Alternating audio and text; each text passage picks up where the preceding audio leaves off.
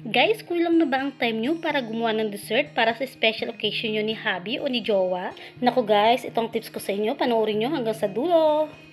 Kung meron kayong mga tira-tirang cake dyan sa ref, o kaya dyan sa mga kalapit yung tindahan, bumili kayo dyan ng fudgy bar o kaya ng cupcake kumamon. At ganito ang gawin nyo. Durugin nyo lang at ilagay nyo sa isang lagayan.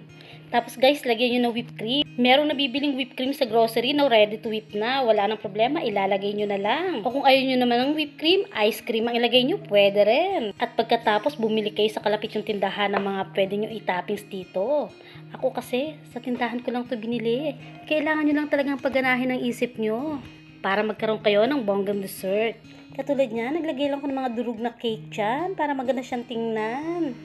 At syempre, para maging sosyal, meron ako ditong gold leaf at nilagyan ko siya sa ibabaw. O, diba? Ang ganda niyang tingnan. Sosyal talaga siya. Thank you for watching.